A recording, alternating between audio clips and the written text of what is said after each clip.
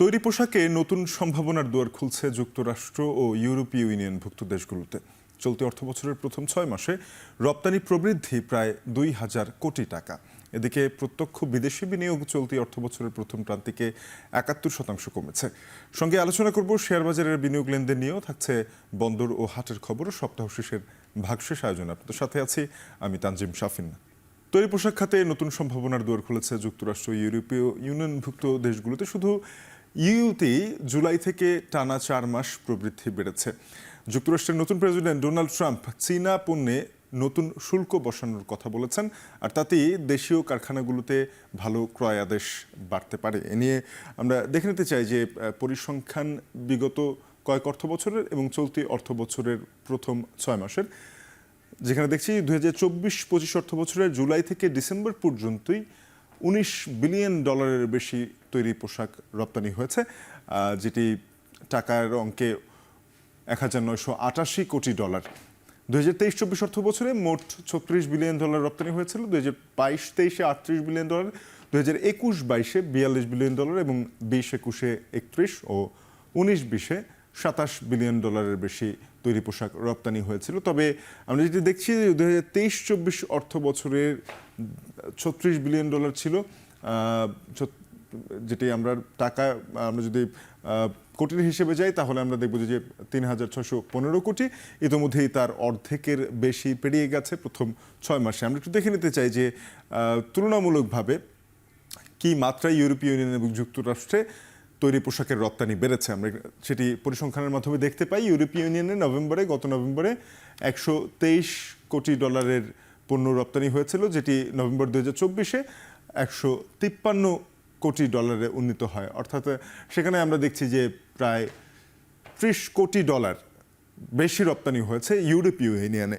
এবারে আমরা যদি যুক্তরাষ্ট্রের পরিসংখ্যানে দেখি যে নভেম্বর 2023-এ যুক্তরাষ্ট্রে $43 বিলিয়ন কোটি রপ্তানি হয়েছিল তৈরি পোশাক, যেটি 2024-এ $61 কোটি এসে পৌঁছায়। অর্থাৎ এখানেও আমরা দেখি যে প্রায় $20 বিলিয়ন অর্থাৎ $20 কোটি কাছাকাছি, দুঃখিত, $20 কোটি কাছাকাছি একটা প্রবৃদ্ধি রয়েছে। অর্থাৎ ইউরোপিয়ান এবং যুক্তরাষ্ট্র দুইটি বাজারই বাংলাদেশের তৈরি পোশাকের সম্ভাবনা আবারও নতুন করে তৈরি হচ্ছে।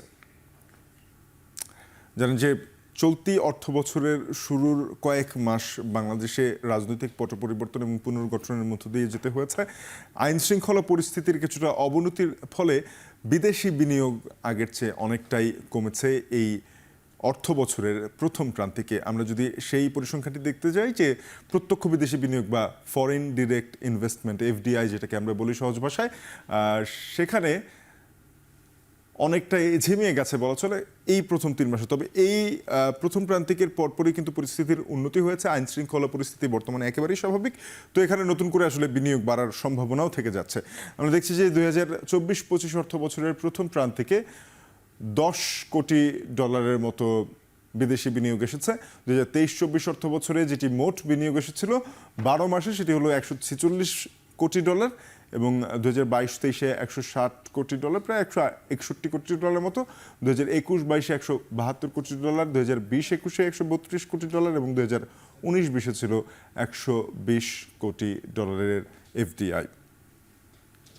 চলতি সপ্তাহের শেষ কার্যদিবসে ঢাকা স্টক এক্সচেঞ্জের সার্বিক সূচক কমেছে 10 পয়েন্ট এবং লেনদেন হয়েছে 356 কোটি 26 লাখ টাকা, যা আগের দিনের চেয়েও 56 কোটি 75 লাখ টাকা কম। আমরা আজকের লেনদেনের বিস্তারিত তথ্য দেখে নিতে চাই। আজকে সার্বিক সূচক ডিএসইএক্স 10.71 পয়েন্ট কমে দাঁড়িয়েছে 5166.53 পয়েন্টে।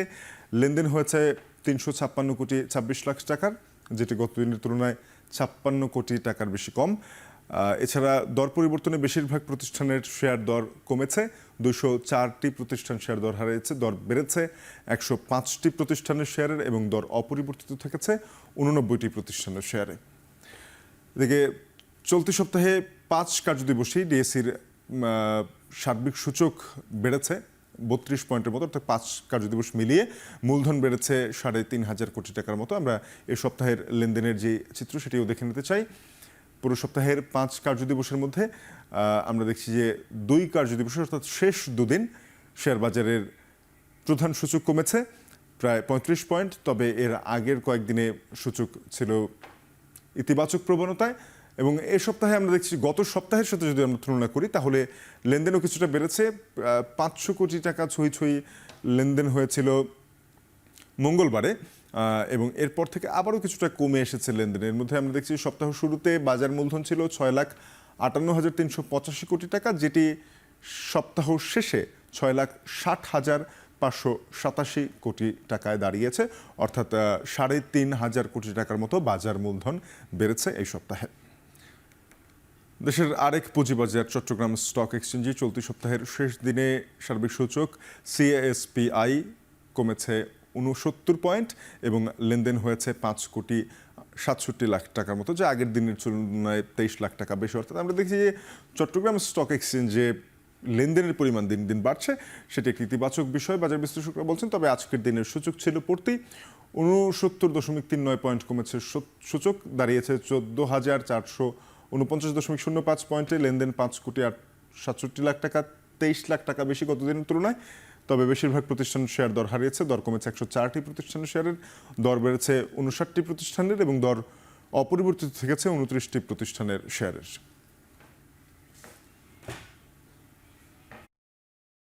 শীতে চাহিদা বাড়ায় রাজশাহীর কাকন হাটে বেড়েছে হাঁসের বেচাকেনা, যাতে লাভবান হচ্ছেন খামারিরা, যেখানে ২৫০ থেকে শুরু করে ৩,০০০ টাকা পর্যন্ত বিক্রি হচ্ছে হাঁস। কাকন হাট থেকে এই বিষয়ে বিস্তারিত জানিয়েছেন সহকর্মী রাকিবুল হাসান। রাজশাহীর বরেন্দ্র এলাকায় নিত্যপণ্যের সবচেয়ে বড় বাজার রাজশাহীর কাকন হাট। বরেন্দ্র এলাকার মানুষের উৎপাদিত ফসল আর পশু পাখি বিক্রি হয় এই হাটে। প্রত্যেক বৃহস্পতিবার সকাল থেকে শুরু করে সন্ধ্যা পর্যন্ত চলে এই হাট। আজকে বৃহস্পতিবার সকাল থেকে বিক্রি হয়েছে কৃষকের উৎপাদিত ফসল এবং ঘর গৃহস্থে পালিত পশু পাখি। সবচেয়ে বেশি বেচাকেনা হয়েছে এখানে চাষবাস করা হাঁস এবং মুরগির। আজকের বাজারে সবচেয়ে বেশি হাঁস বিক্রি হয়েছে ছোট হাঁস ২৫০ টাকা পিস অনুযায়ী এবং বড় হাঁস ৩ থেকে ৩,৫০০ টাকা পর্যন্ত। স্থানীয়ভাবে বিভিন্ন গঞ্জের বাজারে হাঁসের মাংসের প্রচলন বেশি হওয়ায় এই হাঁসের বেচাকেনা হয় সবচেয়ে বেশি। কাকনহাটে শুধুমাত্র মাংসের জন্য হাঁসের বেচাকেনা হচ্ছে এমনটি নয়, দেখা গেছে ছোট ছোট হাঁসের বাচ্চা বিক্রি হতে, যার ফলে এই অঞ্চলে বাড়ছে হাঁসের খামার, একই সাথে ঘর গৃহস্থে বাড়ছে হাঁসের লালন পালন। তাতে গ্রামীণ অর্থনীতি চাঙ্গা হচ্ছে এই অঞ্চলে।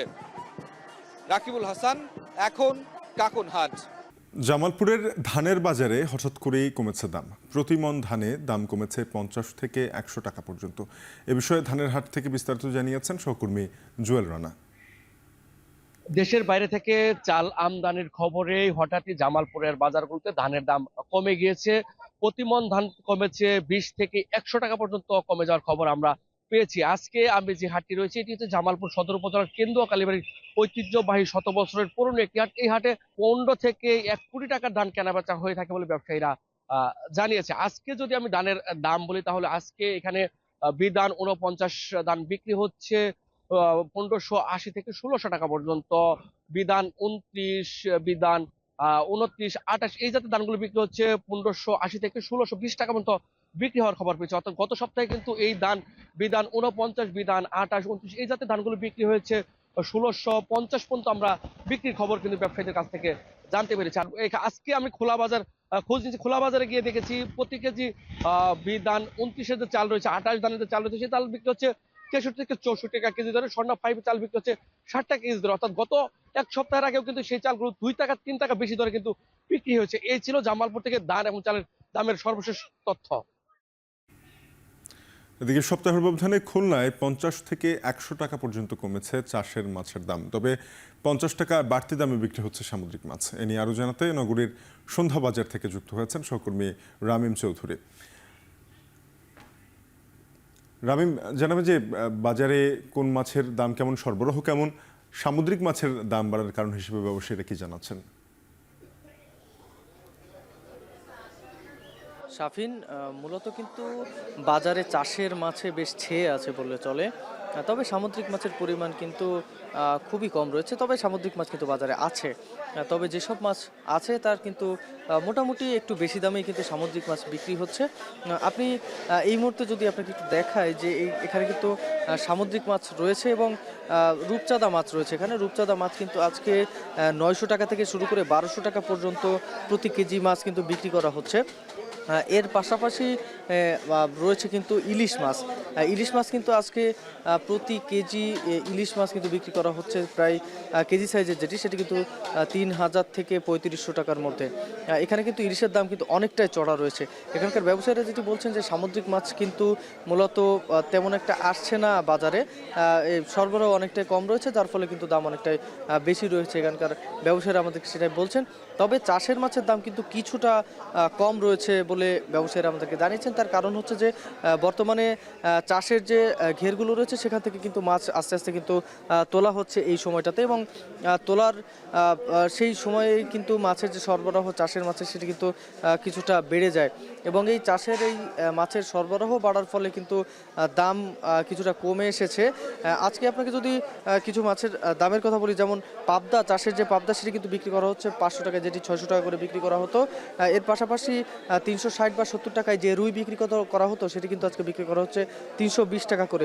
এর পাশাপাশি ট্যাংরা আজকে 600 টাকা। এছাড়াও বড় যে কোরাল মাছ রয়েছে সেটি কিন্তু বিক্রি করা হচ্ছে 550 টাকা করে। মোটামুটি বাজারে সামুদ্রিক মাছের সরবরাহ কিছুটা কম থাকলেও কিন্তু সেই ঘাটতি পূরণ করেছে কিন্তু চাষের মাছ। তবে ব্যবসায়ীরা যেটি বলছেন যে আর মাত্র কিছুদিন পরে 10 থেকে 15 দিন পরেই কিন্তু চাষের মাছের যে সরবরাহ সেটি অনেকটাই কমে আসবে এবং দাম বাড়ার সম্ভাবনা রয়েছে বলে তারা বলছেন। এবং চাষের মাছের যে পরিমাণ চাষের মাছ কিন্তু বাজারে আসছে বর্তমানে, সেই পরিমাণ মাছ কিন্তু আর কিছুদিন পরে আসবে না, কারণ ঘেরগুলো থেকে যে মাছ তোলা হচ্ছে তার কিন্তু যে সময়সীমা সেটি কিন্তু প্রায় শেষের পথে, এবং যার ফলে কিন্তু এই সময়টাতে মাছের দাম বা চাষের যে মাছের দাম সেটি কিন্তু কিছুটা নিয়ন্ত্রণে থাকলেও এটি কিন্তু আর কদিন পরে নিয়ন্ত্রণে থাকবে না বলে এখানকার ব্যবসায়ীরা আমাদেরকে বলছেন। এর পাশাপাশি সামুদ্রিক মাছের মধ্যে সবথেকে বেশি দামে কিন্তু এই ইলিশ বিক্রি করা হচ্ছে। আপনি যে ইলিশটি দেখছেন সেই ইলিশটি কিন্তু কেজি সাইজের থেকেও বেশ অনেক ছোট সাইজের ইলিশ, এবং সেটি কিন্তু আজকে বিক্রি করা হচ্ছে প্রায় 1100 থেকে 1200 টাকার মধ্যে এই সাইজের ইলিশ বিক্রি করা হচ্ছে।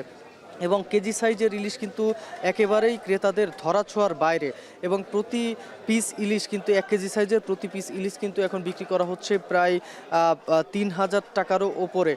তবে ক্রেতারা কিন্তু কিছুটা ক্ষোভ প্রকাশ করছেন যে কেজি সাইজের যে ইলিশ রয়েছে বা সামুদ্রিক যে মাছ রয়েছে সেটির দাম কিছুটা এই যে বাড়তি থাকার ফলে যে সমস্যাটি হচ্ছে এটি যেন আর না হয়, সে কারণে কিন্তু সাধারণ ক্রেতারা বেশ একটু ক্ষোভ প্রকাশ করেছেন এত দাম বাড়তি থাকার কারণে। এবং এখানকার বিক্রেতারা যেটি বলছেন, মূলত এই শীতের যে সময়টা, এই সময়টাতে কিন্তু মাছের যে সরবরাহ সেটি কিন্তু বেশি থাকার কথা। তবে জেলেরা সমুদ্রে মাছ ধরতে যাচ্ছেন, এবং কিন্তু তারা তাদের যে চাহিদা অনুযায়ী কিন্তু মাছ তারা পাচ্ছেন না, এবং সে কারণে কিন্তু তারা বাজারে মাছ ঠিকমতো সরবরাহ করতে পারছেন না, এবং বাজারে যে পরিমাণ মাছের চাহিদা রয়েছে সেই চাহিদা অনুযায়ী কিন্তু সামুদ্রিক মাছ বাজারে আসছে না বলে এখানকার ব্যবসায়ীরা আমাদেরকে জানিয়েছেন। এই যে সন্ধ্যা বাজারে রয়েছি আমরা বা খুলনার, এবং এই যে সন্ধ্যা বাজারটি কিন্তু খুলনার বিশেষ করে এই সন্ধ্যার পর থেকে কিন্তু এই বাজারটি শুরু হয়, এবং এই বাজারটা কিন্তু বেশ বড় একটি বাজার এই অঞ্চলের, এবং এখান থেকে কিন্তু বিভিন্ন জায়গায় মাছ সরবরাহ করা হয়। মোটামুটি বললে চলে যে বাজারে যে মাছের যে চাহিদা সেই তুলনায় সামুদ্রিক মাছ পাওয়া যাচ্ছে না, এবং চাষের মাছের যে সরবরাহ সেটি কিছুটা স্বাভাবিক রয়েছে, যার ফলে দামও কিছুটা স্বাভাবিক রয়েছে। তো এই ছিল আমার কাছে শাফিন খুলনা থেকে মাছ বাজারের সবশেষ খবর। সহকর্মী রামিম চৌধুরী যুক্ত হয়েছিলেন খুলনার সন্ধ্যা বাজার থেকে, জানাচ্ছিলেন মাছের দরদাম নিয়ে। এদিকে চলতি বছরের প্রথম 22 দিনে মোংলা বন্দরের আমদানি রপ্তানি পরিমাণ দাঁড়িয়েছে 8,87,000 টনে। এ নিয়ে আরও জানাতে বন্দর থেকে যুক্ত হয়েছেন সহকর্মী মাসুম বিল্লাহ। মাসুম, জানাবে যে 8 লাখ টনের বেশি পণ্য এসেছে, এই পণ্য কতগুলো জাহাজ বয়ে নিয়ে আনলো, বন্দরের রাজস্ব আদায় কেমন হচ্ছে? শাফিন, মোংলা বন্দরে প্রথম 25 সালের 22 জানুয়ারি পর্যন্ত সমগ্র যে জাহাজ এসেছিল তার ভিতরে পণ্যবাহী জাহাজ যদি বললাম সব মিলে কিন্তু 58 জাহাজ এসেছে। একটি গাড়ির জাহাজ ছিল, 2টি কন্টেইনার বাহী জাহাজ ছিল। আর আপনি যেটা বললেন যে রাজস্ব, বন্দর কর্তৃপক্ষ আমাদের কাছে জানিয়েছে এই বছরের ডিসেম্বর মাস পর্যন্ত তারা যে রাজস্ব আদায় করেছে সেটা 210 কোটি টাকার মতো রাজস্ব বন্দর আদায় করেছে।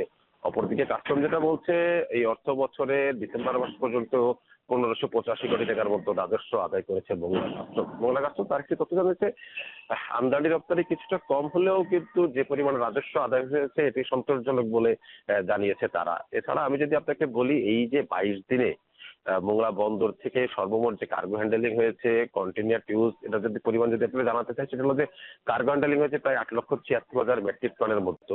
এটার ভিতরে আমদানি রপ্তানি সব মিলিয়ে থেকে কার্গো হ্যান্ডেলিং হয় এটি ছিল প্রায় 8,76,000 মেট্রিক টনের মতো। অপরদিকে যদি কন্টেইনার বলি দুটি কন্টেইনার জাহাজে প্রায় 861টি কিউজ কন্টেইনার এই বন্দর থেকে এসেছে। অপরদিকে যদি বলি গাড়ি আমদানি হয়েছে 575টি। এছাড়া রিকন্ডিশন গাড়ির প্রায় 60% কিন্তু এই বন্দর দিয়েই আমদানি হয়।